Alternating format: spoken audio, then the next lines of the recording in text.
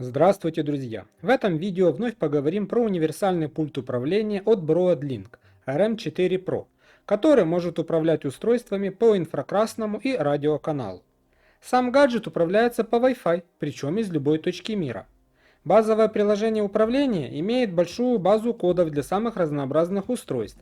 Кроме этого, есть возможность копирования существующих пультов, а интеграция в Home Assistant позволит даже обмениваться ими.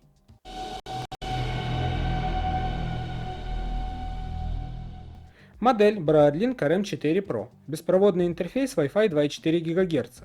Частота для ИК диапазона 38 кГц. Частота для RF диапазона 315 и 433 МГц. Дальность работы ИК до 8 метров. Дальность работы RF до 50 метров. Питание microUSB. Потребляемая мощность около 1 Вт. Условия работы: влажность до 85%, температура от 0 до 50 градусов Цельсия. Размер 84,3 на 84,3 на 31 мм.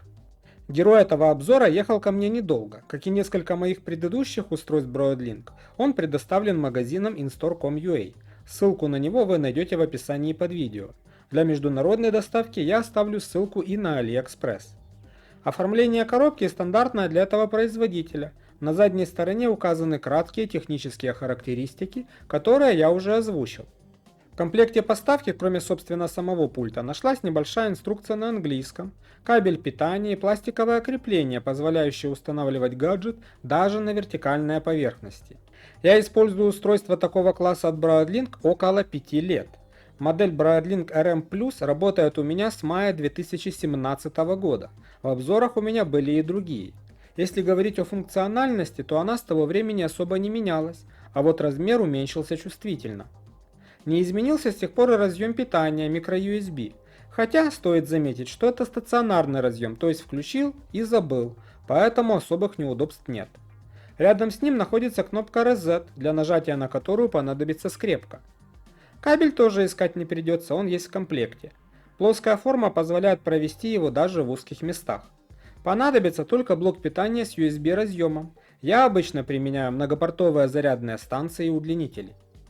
На нижней стороне имеется круглый установочный разъем, предназначенный для установки на комплектное крепление. На нем есть отверстие для шурупов, его можно закрепить, например, на стене.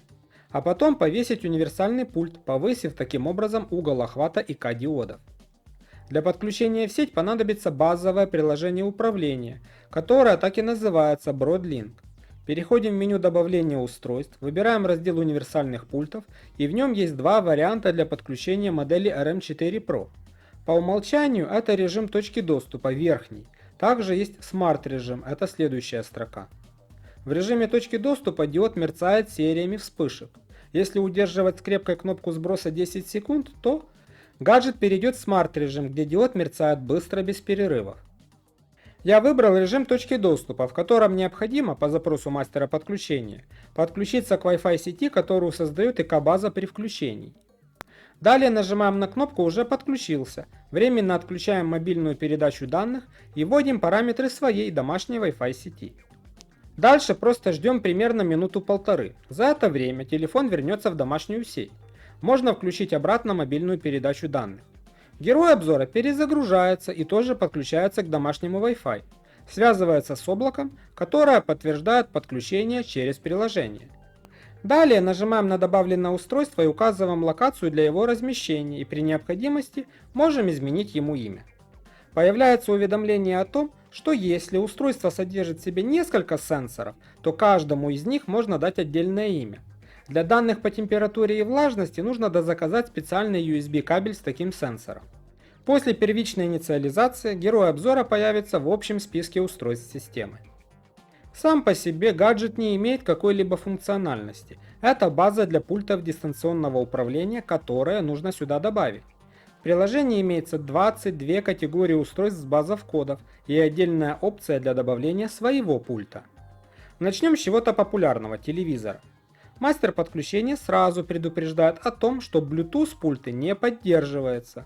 Но скажу по себе, хотя мой телевизор Xiaomi Mi TV 4 имеет в комплекте именно Bluetooth пульт с микрофоном, он понимает и инфракрасные коды. Для него тут есть два варианта кодов, мне подошел первый. Далее база отправляет тестовый сигнал, на который, если коды подобраны правильно, должно среагировать то устройство, которым мы хотим управлять. Далее выводится уведомление о том, что пульт относится к классу подустройств и им управляет Broadlink RM4 Pro. При этом в общем списке он отображается отдельно. По нажатию на экран выводятся кнопки пульта дистанционного управления. Функционально он работает как обычный, но при этом пользоваться им можно из любой точки мира. Добавим еще один пульт, на этот раз кондиционера.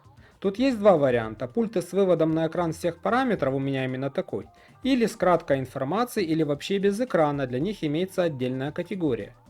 Производитель у меня Cooper & Hunter нашелся в списке. Тут нашлась только одна модель и два варианта кодов, первый из которых, как и в случае с телевизором, мне полностью подошел. Что в принципе логично, производителю нет смысла придумывать разные коды под каждое свое устройство. После проверки взаимодействия тестовым сигналом подтверждаем корректность выбора и переходим к финалу добавления. Финальные шаги идентичны для всех добавляемых устройств: выбор комнаты, в котором оно находится, возможность изменить имя и подтверждение добавления. Теперь и в списке устройств, и в перечне универсальной базы появился и второй пульт дистанционного управления кондиционером. Таким образом, одна база может заменить все пульты устройств, находящихся в комнате, как инфракрасные, так и радио. Перейдем к добавлению своих пультов. Кстати, очень полезная функция, особенно для редких устройств, которым сложно найти оригинальную замену. Устройство добавляется сразу и без лишних вопросов. На этом этапе пульт-донор еще не нужен. Придумываем название, и новый пульт появляется в списке устройств. Но по факту он пока не работоспособен, так как в него не добавлено ни одной кнопки. Кликаем на иконку пульта и запускаем режим добавления функциональной кнопки. Далее нам предлагается выбор: инфракрасный или радиопульт. Начнем с инфракрасного.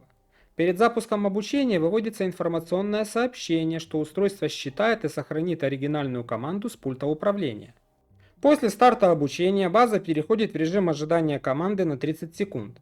Направляем на нее пульт-донор и нажимаем на кнопку. Не держим, короткое нажатие. Гаджет считывает код и выводит уведомление с кнопкой по центру. Нажатием на нее проверяем отправку считанной команды. Если устройство корректно реагирует на отправленную команду, эффект должен быть такой же, как и от родного пульта. Кнопка успешно добавлена. Остается выбрать изображение для нее и дать понятное название. После этого ей можно пользоваться. Первая кнопка появилась, теперь можно приступать к следующей. Процесс полностью аналогичен. Таким образом копируются все кнопки пульта, ну или те, которыми вы пользуетесь. И если с вашим пультом что-то случится, всегда останется вариант работы через ИК-базу. Кстати, этот же метод поможет, если у вас уже что-то случилось с пультом, но есть возможность на какое-то время одолжить такой же для обучения. Еще рассмотрим один вариант обучения, на этот раз радиопульта, работающего на частоте 433 МГц, например, от светильника. Добавление пустого пульта такое же, только на первой кнопке выбираем раздел радио. Далее переходим по знакомым шагам до момента диалога, если в наличии пульт. У меня он есть, и в следующем окне надо указать частоту. База поддерживает 433 и 315 МГц. 433 более распространенная, пишу ее. Дальше короткое нажатие на кнопку пульта. Если база что-то получила, то после этого проводится проверка считанной команды, которую она отправляет. Смотрим на реакцию устройства. Сохраняем ее в виде новой кнопки. Таким образом можно повторить и радиопульт, который тоже будет управляться из любой точки мира и в автоматизациях. В приложении Broadlink есть возможность создания автоматизаций, последовательности действий, которая производится в результате какого-то входящего события. Варианты событий самые разные, есть и по времени, и циклические, и по изменению данных датчиков, и даже по погоде. Нашелся в этом разделе и герой обзора ИК-база. Он может служить источником данных по температуре и влажности. Автоматизация может запускаться по пересечению порогового значения температуры или влажности, причем как в большую, так и в меньшую стороны. Но, напомню, для измерения этих параметров понадобится специальный кабель питания HTS-2 с сенсором. В действиях автоматизации можно использовать любые последовательности кнопок со всех добавленных пультов, включая сложные автоматизации. Это позволит переложить на плечи умного дома какие-то рутинные задачи и создавать, например, будильники, включающие свет, музыку или телевизор. Все ограничено только вашей фантазией. Перед тем, как перейти к интеграции в Home Assistant, покажу одну очень важную опцию, которая находится в меню настроек. Это блокировка устройства. Ее смысл заключается в том, что когда она активна, а она по умолчанию активна, то из локальной сети к нему нельзя подключиться. Для работы в штатном приложении это не важно, так как там работа идет через облако.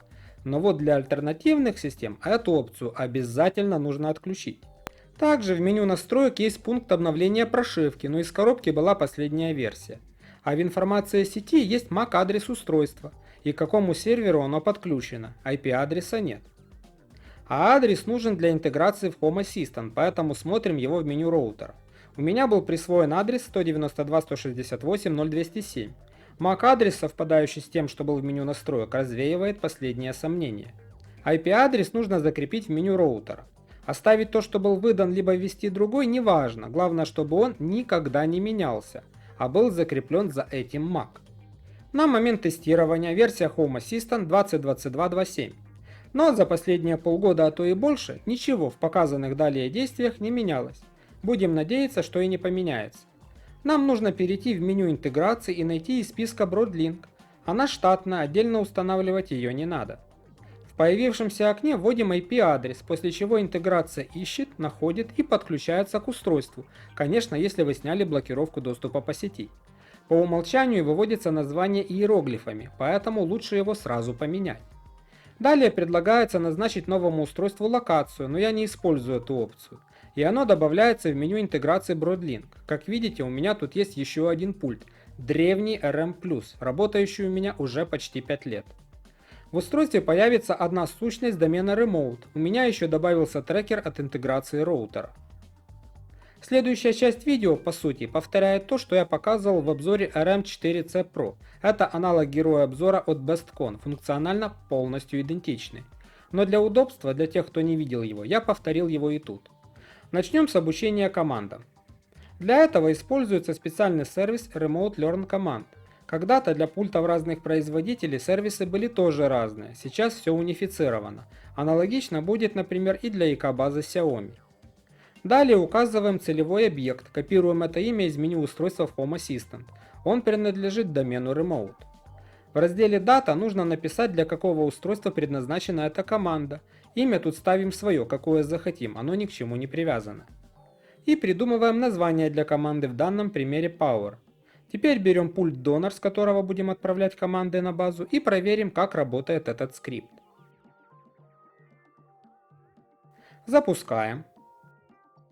В меню уведомления нажмите кнопку Power. Готово.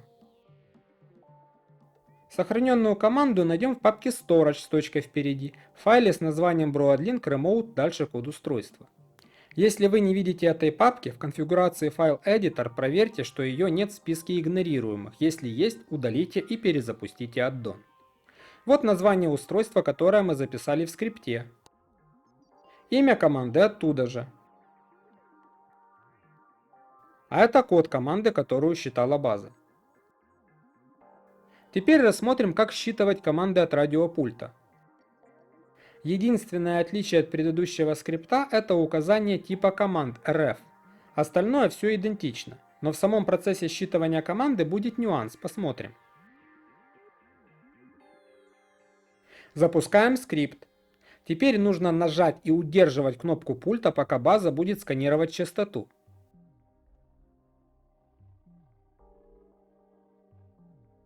Отпускаем кнопку. Нажимаем еще раз, теперь коротко. В том же файле появилось еще одно устройство, имя которого было задано в скрипте обучения. И новая команда, которая только что была считана. А вот ее сырой код. Я недаром его показываю. Этот код имеет полезное применение, об этом чуть далее. Теперь рассмотрим пакетное добавление команд. Например, когда мы хотим загнать в Home Assistant целый пульт. Структура скрипта не меняется, я только создам новое устройство, чтобы не путать эти команды с уже полученными. Далее вместо одной команды я столбиком ввожу несколько, столько, сколько мне нужно. Перед каждым названием команды нужен дефис. Проверим. Запускаем скрипт. Теперь одно за другим будут приходить уведомления о том, какую кнопку на пульте нужно нажимать. Последовательно отправляем на базу все команды, которые мы перечислили в скрипте. В уже знакомом нам файле хранилища появился еще один раздел.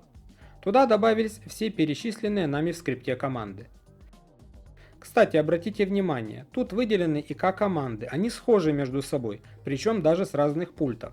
Команда с радиопульта имеет другую структуру. Еще раз вернусь к вопросу пультов от кондиционеров. Помните, даже в приложении они разделялись на те, что с полной информацией на экране, и те, что с краткой или без экрана.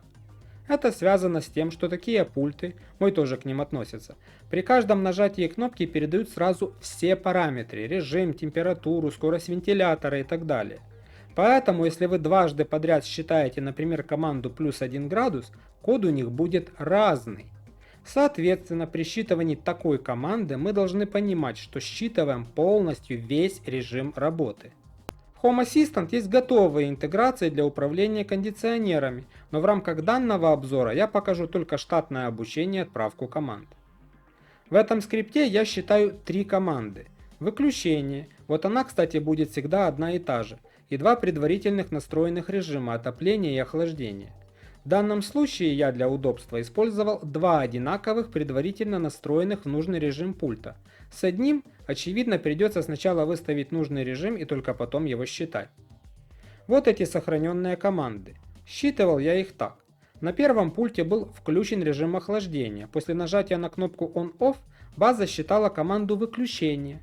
Затем по нажатию на эту же кнопку полные параметры режима охлаждения.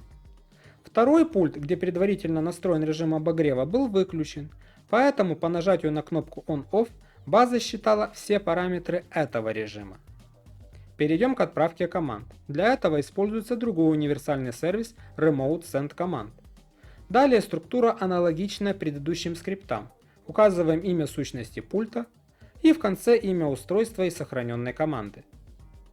В этом скрипте указанная команда будет автоматически повторена 5 раз, как раз удобно для кейсов типа изменения громкости.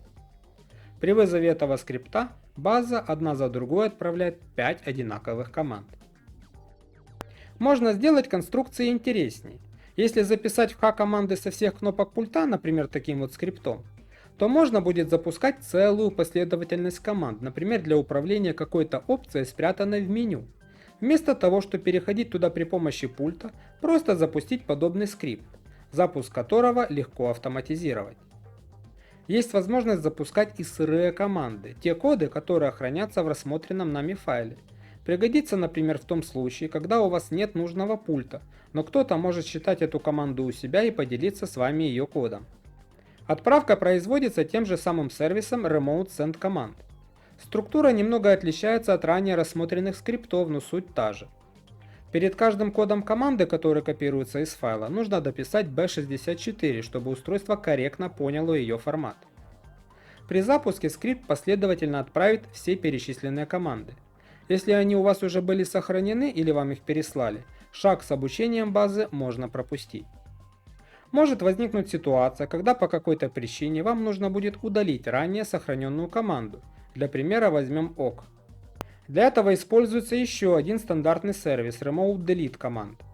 Далее структура скрипта стандартна. Указываем целевую сущность, имя устройства и команды, которую нужно удалить из базы. После запуска этого скрипта эта команда будет удалена. Универсальные пульты от Broadlink и Bestcon – удобное решение для управления устройствами при помощи стандартных команд. Отличие версии Mini от Pro заключается в том, что Mini работают только с инфракрасными пультами, а Pro еще и с радио. Что касается выбора Broadlink или Bestcon, то каких-то функциональных отличий между героем обзора и RM4C Pro от Bestcon, ссылку на его обзор вы найдете в описании, я не нашел. Оба работают совершенно одинаково. За почти 5 лет работы с различными моделями универсальных пультов от Broadlink могу отметить их отличную стабильность в работе. Это действительно тот самый гаджет, который установил и забыл. На этом все. Надеюсь, видео было вам полезно и интересно. Буду благодарен за ваши лайки и подписки. Кто хочет поддержать мой канал материально, можно оформить подписку на сервисе Patreon. Кроме YouTube канала, я веду еще Telegram канал, в котором публикую новости и ссылки на товары умного дома. Все ссылки на ресурсы, упомянутые в видео, а также мои проекты, посвященные умному дому, Телеграм-канал, каталог устройств, форум вы найдете в описании под видео. До свидания, до новых встреч!